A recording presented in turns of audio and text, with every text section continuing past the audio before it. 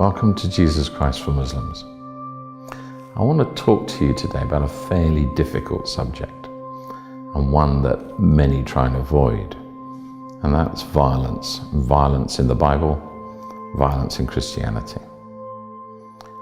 So let's pick up a Bible and begin to read it, and very soon you come across stories that are violent.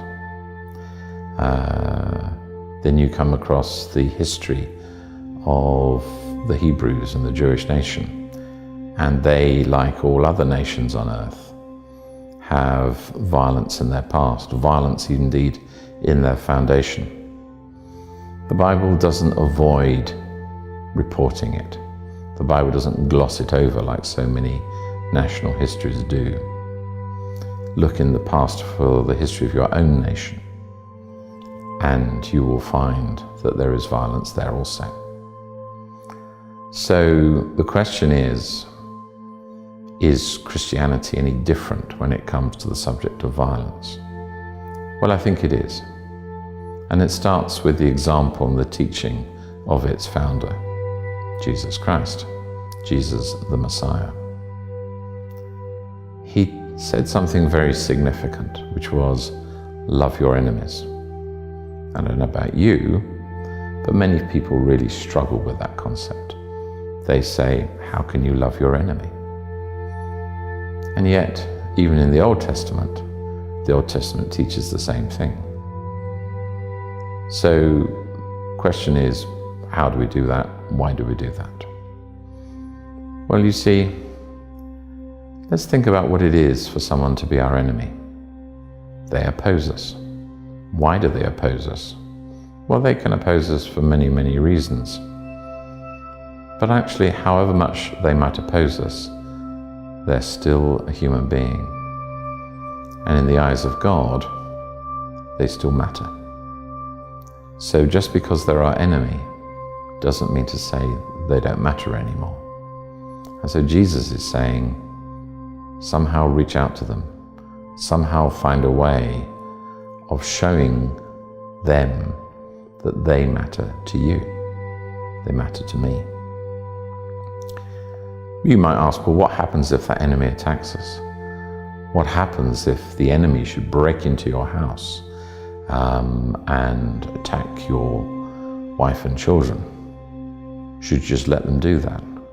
Well, no, because in that situation, you would not be loving your wife and loving your children. The Bible never says not to love your children, not to love your wife. You see, the Bible, the New Testament indeed, is not pacifism. Some people mistakenly say, many people mistakenly say, that Christianity is pacifist. But actually it isn't. You know, once in his teaching, he tells his disciples, looking ahead into the future, when Jesus foresaw a time of great need, he says to them, sell your shirt and buy a sword. Now, to sell your shirt is pretty serious, you know, but he says you need a sword sometimes more than you need a shirt. This is about survival. So let's now think about the morality of your enemy, whom you love, breaking into your house, attacking your wife and children, whom you also love. Once your enemy puts you into a position, forces you to choose between loving your enemy or loving your family, the very fact that he's forced you into that position makes that choice a very simple one. Your duty is clear: to love your wife, love your children. Your enemy shouldn't have done that. Now, what about fighting for your country? The nations of the world are inherently violent because the fight for land is, at the end of the day, a zero-sum game. One loses, another gains. So there is a long history of Christians defending their country, because after all, their country is their home. And Jesus never said to the centurion who came to him, he should leave the Roman army. No, and that was an army of occupation. He loved the centurion just as he was. So, does that mean that Christianity is as violent as other religions? Well, no, because of that impulse to love your enemy. Christianity should always lead us to find a path to peace. Sometimes that peace comes through a simple act of friendship. Sometimes that peace can only come through war and then creating a peace on the other side. But however it happens, we should always find a path for peace. The question is, what kind of peace? A peace worth having is a peace where people breathe free, where people are free to choose how they live, what they're going to believe, free to investigate what is true, free to love. A peace which takes all that away from people isn't a peace at all, it's a kind of slavery. So if you live in a society where you are not free to believe, where you're not free to worship, where you're not free to ask questions, and where you're not free to live in the way you believe is right, the way you believe God has said is right, more to the point, then you're not really free and you're not really at peace.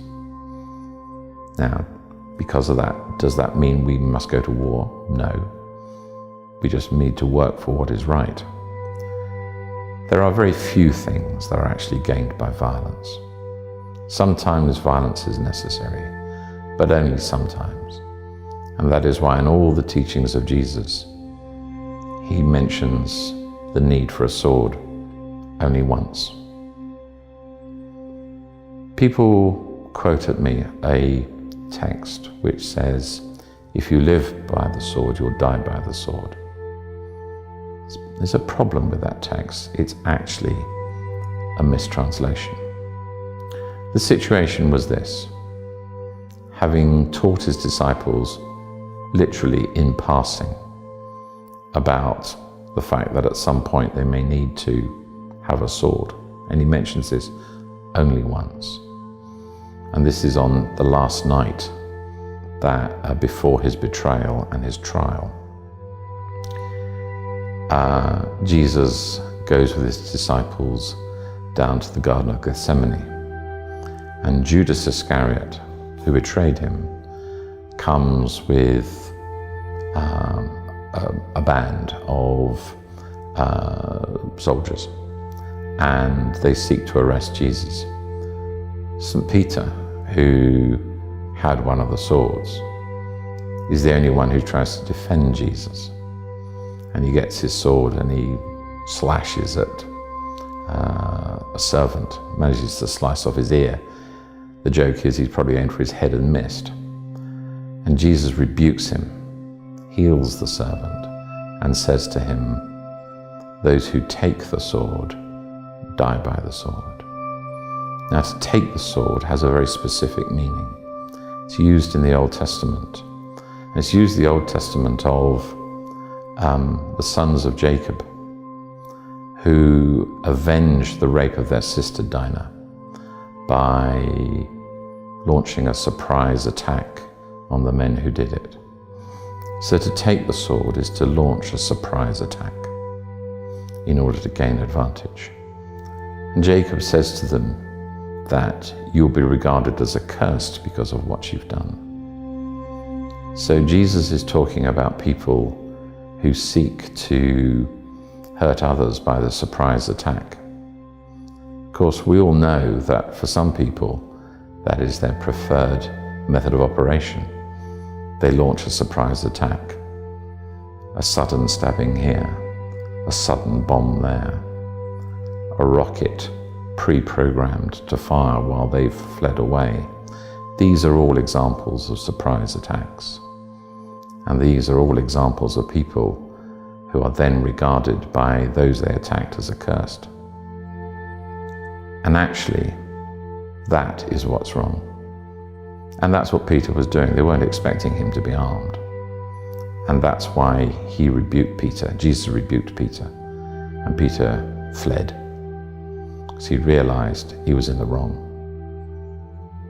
And Jesus did that and was prepared to be arrested. In fact, Jesus sacrificed his own life. And as such, he is a fine example that sometimes, as Christians, we are called to lay down our lives for others. He died so that we might live. Jesus says, "Greater love hath no man than to lay down his life for his friends." Soldiers I know who fought in the army, they tell me that in the heat of battle, they're not fighting for their country. They're not even fighting for their own survival. In their heads, the justification that they have for it is they fight for their friends. And so we see love cropping up in the most surprising and unpleasant places. And it's that love that should always be the touchstone of our motivation. That love normally causes us to live at peace, even when there are others around us who want to have a fight. But sometimes, like a bear with her cubs, that same love causes us to pick up the sword and to defend those who we love who are being attacked. And this, I think, is a much better understanding of when violence is justified.